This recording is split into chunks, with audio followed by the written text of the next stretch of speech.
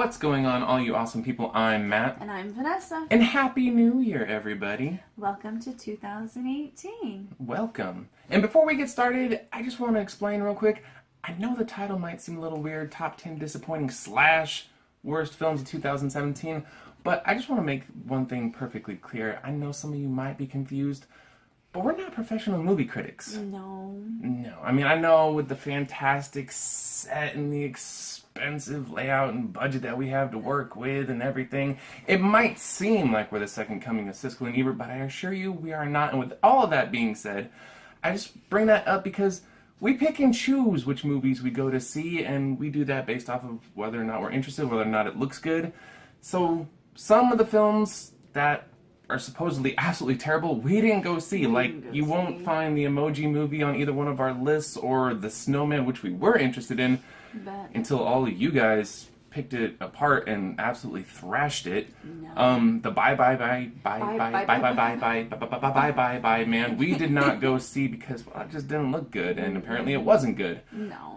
So our lists are just based off of what we did go and see, and some of what we saw wasn't that good, or maybe was a little bit disappointing. And also, you might not agree with our picks, but that's okay. Yeah. Because they're our picks. They're our picks, not yours. Yeah, and we're sharing is what we're doing. We're sharing our opinions. Yes, and without further ado, Number 10. Right off the gate, something like that. Anyways, my number 10 is It Comes at Night. And even though I actually did like this movie, I did give this movie a B. I was disappointed because of the vague trailers that caught my attention. Yeah. And then the movie, even though it's nice, it's got good pacing, it just wasn't as creepy as I was anticipating.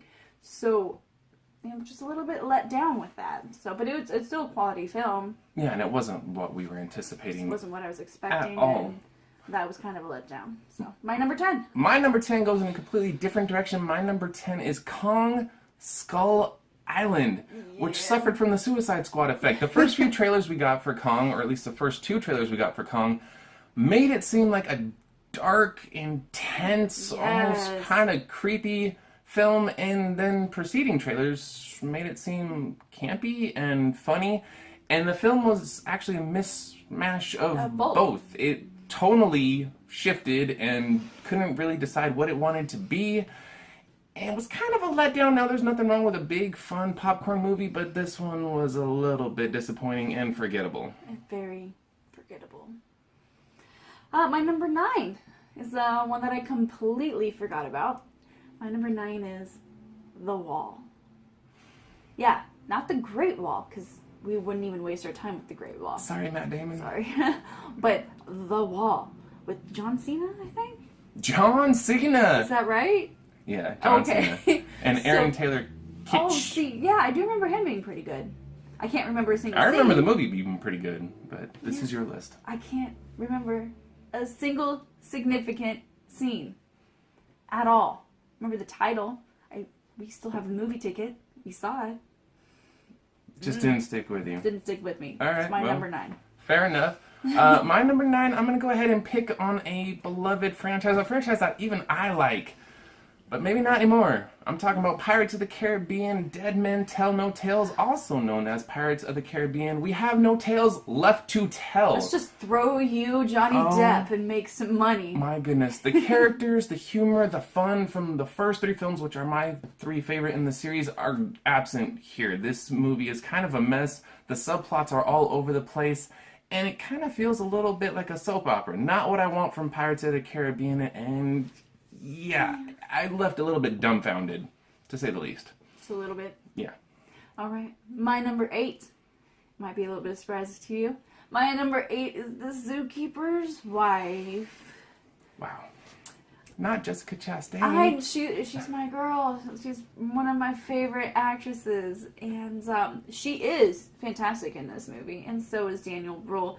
And I like The Amazing True Story, but this movie had no depth. It had no emotional pull, and a true story this significant needed that tug. I should have been crying my eyes out in this movie, and I think I only cried a little bit. Yeah. My number 8 is Life. I don't even know if you guys remember when this movie came out, but a movie with this good of a cast should not be this bad. I mean, we're talking Jake Gyllenhaal, Ryan Reynolds, and I can barely remember this movie. No. Good cast, good concept. I like the idea concept. behind this movie, but it wasn't scary. The storytelling was kind of all over the place, and once again, this movie came out and nobody talked about it. This movie didn't make a splash at all. Kind of forgettable, and that's why it's my number 8. My number 7. Let's talk about this movie. All right, my number 7 is King Arthur. Now, I have to make a note here. Now that we've seen it again on a smaller screen, my grade has changed, and I have a little bit more appreciation for King Arthur. However, this does not change how disappointed you and I both were after watching it in the theaters. So it makes my list just because of how we felt, how I felt, right after.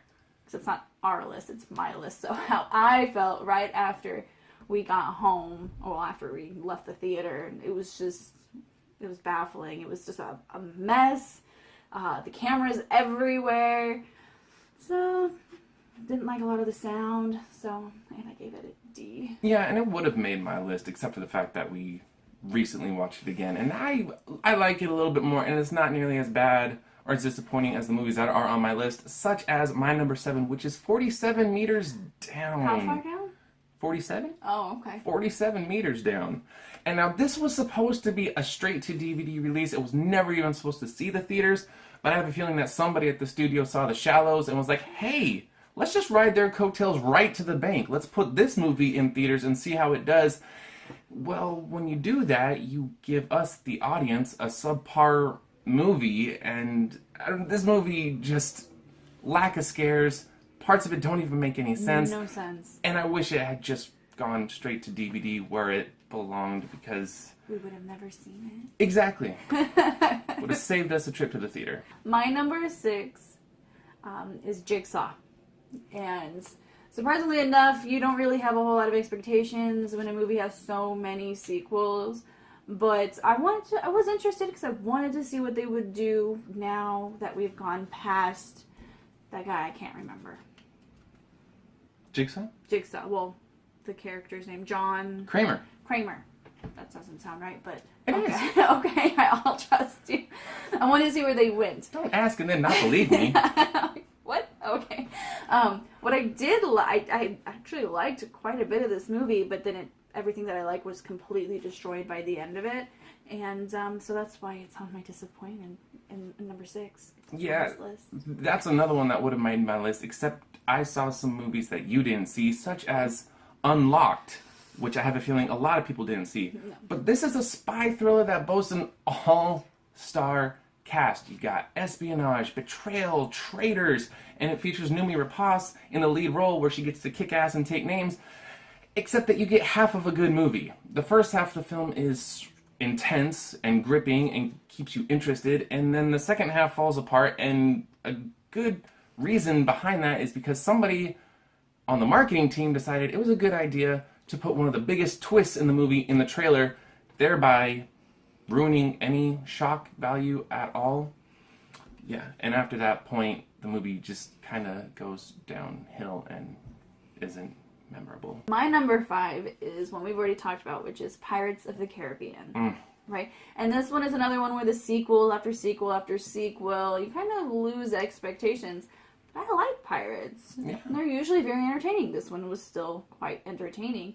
And great acting from Javier Bardem, but the story was everywhere. How many subplots do you need in a Pirates film? Come on now. And this person is this person's father, and this person's that person's father, and this person dies, and...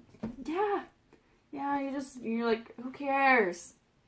And that's why it makes my number 5. And my number 5 is also one we already talked about, so I'm not going to waste too much time on it, but the Zookeeper's wife. Oh my goodness. I like Jessica Chastain. I like Daniel Bruhl. What I don't like is a film that has no emotional connection. Where's the story here? Yeah. It's cliched, it's hollow, you don't feel invested, and by the end I was just kind of bored and angry because there's so much potential for this movie, and I feel like a lot of the opportunities were just left on the floor. I completely agree. Number 4. 47 Meters Down. We've already talked about it. This movie had some great scenes, like 3. Yeah, but no, it does. It does have some good quality scenes. Great scenes. And And it's then what you got Mandy Moore and sharks. Like, who doesn't want to see that? I want to see it. I did see it. We did see it. I didn't like it. No, No. it should have gone straight to DVD, and we could have been like, that movie's probably horrible, let's never watch it.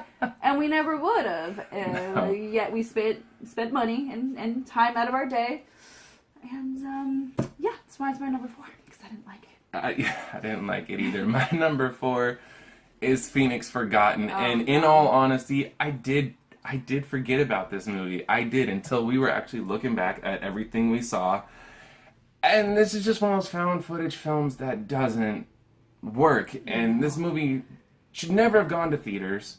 It never should have taken my money. And I don't know what the heck they were doing attaching Ridley Scott's name to this and marketing it that way. Oh, brought to you by Ridley Scott. Not really. Not really. And I hate to be mean, but this movie is just a waste of time. And a waste of film. And a waste of precious hours in the theater. I could have been watching something better. All right? Yes. All right? Or There we watching go. something better again. There we go. All right? All right. Jeez. No. My number 3. My number 3 is one we already talked about, which is Life. You have a great cast. You have a great idea. And to be fair, you had some pretty awesome trailers leading up to this to build that anticipation. I was looking forward to this movie. And then I watched this movie. And I wish that I never saw a trailer for this movie. I mean, good visuals, good idea, just not scary. Not scary, not enough, and then stuff doesn't make sense. Yeah. It falls apart at the seams, and I'm just very disappointed. Very disappointed. And I like Jake Gyllenhaal. So do I. My number 3, you're welcome. I spared you from this. Thank you. Wish Upon. Oh my gosh. So I actually waited to watch this movie and do a review on it because I didn't believe everybody who was like, this movie's terrible, it's awful, don't waste your time. I should have listened, I should have known better. Instead, I watched it and I wish I hadn't. It's not scary, it's boring, it's bad, almost comedically bad. Oh. And then when your protagonist is annoying and a jerk, you kind of don't care. Yeah. And I didn't care. You lose all interest. Lose all interest. So, yeah, that's why it's my number 3. All right. Also not original. Just pointing that out. Okay, my number 2 is one we've already spoken about, which is Kong Skull Island. And I kind of fell into this same, everybody kind of just fell into this mind warp, like, wow, this could be intense. This is the dark King Kong that we've all been waiting. Wait a second. Stop the press. What? What's going on? Why is it so funny? Yeah. And it's not even good humor. It's horrible humor. I'm very disappointed. Yes. Number 2. My number 2 is also one that you didn't see. My number 2 is Leatherface, which was supposed to be the prequel to the classic Texas Chainsaw Massacre, except this was not the prequel that anybody asked for or wanted. It doesn't fully tie into the film. I'm not sure the people involved in making the film knew what they were doing or were even trying to make a quality film here. I think maybe the first 10 minutes and the last 10 minutes somehow kind of sort of fit into a Texas Chainsaw Massacre storyline, movie, whatever you want to call it. The rest of it is boring and agonizing to sit through. So please, don't do that. And whoever made this movie, don't do that again. No, don't do that. Yeah. This is a PSA brought to you by us. Just don't. Just don't. All right. Number 1. We already talked about it. But Phoenix Forgotten Yes. was completely forgotten. Actually, I can't say that because this is the movie that I was the most... Well, I can't even say it. You go into a movie with 0 expectations. Which we did. Not low expectations, not high expectations. No expectations. And this movie was able to disappoint beyond belief. It's ridiculous. You have a decent idea. No, you actually have a good idea, which makes it all the more disappointing. Because if you remember, it's based on a true story. Okay. Well, true event. I'm sorry, true event. Okay. The lights over Phoenix. Oh yeah, the lights over Phoenix. So, see, See? You were See? given true events and you did nothing with them. You did what? I don't even... No! I think they were just trying to bank on the whole found footage thing, which Blair Witch did in 1990, whatever, and they were successful at. Well, it's now 2017, and you're not as successful because it's been done. And I'm over it. That's why it's my number one. I can honestly say that there was a worse film that came out this year that was not Phoenix Forgotten, and that movie was Open Water 3 Cage Dive. I had to endure this film, and the only reason why it's on my list, the only reason why it's my number one, besides the fact that I had to watch it alone, is the fact that this movie somehow made it into theaters. It was given a limited theatrical release, despite the fact that it features none of the magic that made the first film as good as it is. You're given a love triangle that you don't care about. You follow characters that you also don't care about and are either jerks or absolutely annoying, and you hope that they get eaten by sharks.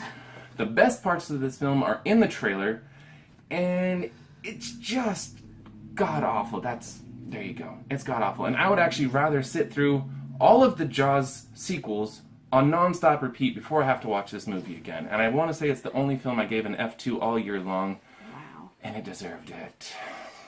It absolutely deserved it. And that's our list. Once again, you don't have to agree with everything that we put out there. You don't have to. No. But we just wanted to share because these are the films that disappointed or absolutely repulsed us. We care about you. We do care about you. We're trying to spare you, for goodness sakes. Give us our due, all right? No, I'm just kidding. I'm just kidding. The only other thing I want to say is that we will be doing our top 10 best movies of the year, but we're holding off for a little bit because there are still movies that we would like to see that came out in 2017 and we just haven't gotten around to seeing yet, like Molly's Game, Darkest Hour, Yes. Phantom Thread, movies we have a feeling are going to be really good. So we want to see those first, and then we're going to do our top 10 best films of the year. But anyways, thank you so much for watching. You guys are awesome, and of course, you can leave your thoughts down below. Just be nice. Please. Somebody's going to be like, Cong is the best movie of the year. You don't know what you're talking about. Somebody might. Somebody might. My bad. No, you guys are awesome. Thank you so much. Of course, if you like this video, hit the like button. If you want to see more of our awesome movie reviews, hit the subscribe button. And as always, take care of yourselves. Take care of each other. We will see you guys next time.